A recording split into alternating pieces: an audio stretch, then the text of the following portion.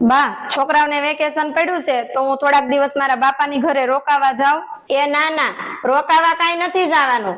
Vacation છોકરાઓને પડ્યું છે, બાયુને વેકેશન ન પડે. છોકરાઓને મામાને ઘેર જવું હોય ને તો જવા દો, તમારે રોકાવા નથી જવાનું. એ તું તો કોઈ દી નથી ગઈ રોકાવા તારા બાપાની ઘેરે, પણ વેકેશન પડ્યું છે તો બાયુ છોકરાઓને તો જવા દે રોકાવા. એ તમારે બાયુની વાતોમાં માથું નહીં મારવાનું. એ અહીંયા હામું જોઈને હું ઊભી છો?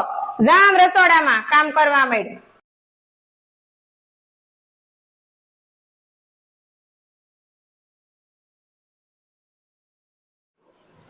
હાલો બટા, કેમ છે? મજામાં?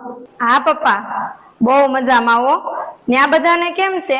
અહીંયા બધાય મજામાં છીએ, અને જો અહીંયા તને બધાય સંભાળે છે. થોડાક દિવસ અહીંયા રોકાવા આવી નહીં તું? ના પપ્પા, મારે રોકાવા આવવાનો મેળ નહીં આવે. કેમ બટા, તને ઘેરેથી તારા સાસુ સસરા ના પાડે છે? ના ના પપ્પા, એવું કઈ નથી. મારા સાસુ તો મને કહે જ છે, થોડાક દિવસ છોકરાઓને વેકેશન છે ને તો તમારા બાપાની ઘરે તમે આટો મારી આવો. પણ પપ્પા, મારે અથાણા ને એવું બધું બનાવવાનું છે ને એટલે. સારું બટા, જેવી તારા ઘરની ફેર.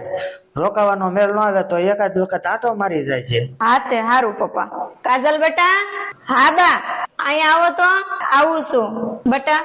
અત્યાર સુધી હું તમને સમજી ન શકી, અને આજ તો તમે મારી આંખ ઉગાડી દીધી. જાઓ, તમે તૈયારી કરવા માંડો તમારા બાપાની ઘેરે રોકાવા જવાની. અને હા, ઘરની કાંઈ ચિંતા નહીં કરતા, ઘરનું બધું કામ સંભાળી લે.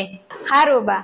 મિત્રો, સાસરિયામાં એક વહુની વેદના કોઈ સમજી શકતું નથી. જો તમને આ અમારો વિડીયો સારો લાગ્યો હોય તો લાઈક કરો, કોમેન્ટ કરો અને અમારી ચેનલને સબસ્ક્રાઈબ કરો.